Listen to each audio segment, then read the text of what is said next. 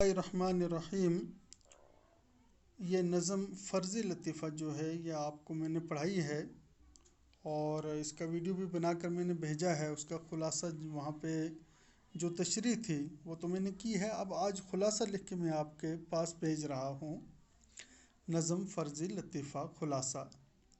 نظم فرضی لطیفہ ایک طنزیہ نظم ہے، یعنی اس میں طنز کیا گیا ہے۔ اس نظم میں مسلمان قوم کی پست ہمتی، سستی اور کاہلی کو اکبر الہ آبادی نے اپنے مخصوص طنزیہ انداز میں پیش کیا ہے۔ وہ کہتے ہیں، مسلمانوں کا خدا ہی حافظ ہے، میں اس قوم کی ترقی اور خوشحالی سے مایوس ہوں۔ مسلمان ترقی تو چاہتے ہیں، لیکن اس کے لیے جس محنت اور کوشش کی ضرورت ہے اس سے دور ہیں۔ کم ہمتی اور سستی ان کی عادت بن گئی ہے۔ وہ مسلمانوں کی سستی اور کم ہمتی کو ایک مثال سے واضح کرتے ہیں کہ ایک دن لیلی کی ماں نے مجنوں سے کہا کہ بیٹا، اگر تو پڑھ لکھ کر ایم اے کی ڈگری حاصل کر لے گا تو میں تمہاری شادی لیلی سے کر دوں گی۔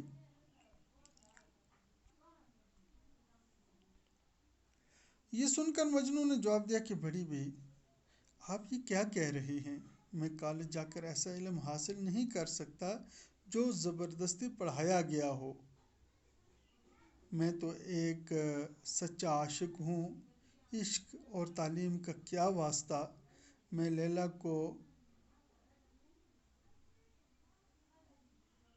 لیلی کے لیے جان دینے کو تیار ہوں، لیکن تعلیم کا درد سر میرے بس کی بات نہیں۔ میں محنت و مشقت کر کے تعلیم حاصل کرنے کو ہرگز تیار نہیں۔ اگر آپ اسی بات پر مصر ہیں، مصر کے معنی ہے کہ آپ اسی پر اٹی ہوئی ہیں، تو میں لیلی کی محبت چھوڑنے پر تیار ہوں۔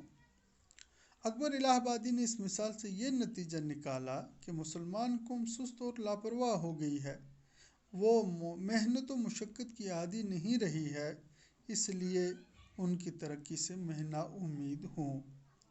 تو بچوں، یہ آپ کو بھی ایک درس دیتی ہے کہ صرف چاہنے سے کچھ نہیں ہوتا، بلکہ اس کے لیے کوشش کرنی پڑتی ہے، محنت کرنی پڑتی ہے۔ لیکن جب کوشش اور محنت جو ہے وہ سامنے آتی ہے تو ہم جو ہے اس سے جی کتراتے ہیں کہ اب یہ کیسے ہوگا، یہ میرے بس کی بات نہیں ہے، میں یہ نہیں کر سکتا، اور اس کے کرنے سے کیا ہوگا۔ اب مثال کے طور پہ آج ہی کے حالات دیکھ لیجئے کہ پڑھائی ہو نہیں رہی ہے، نوکریاں جو ہیں ان کے لیے ان لوگوں کو نہیں مل رہی ہیں جو پڑھے لکھے ہیں۔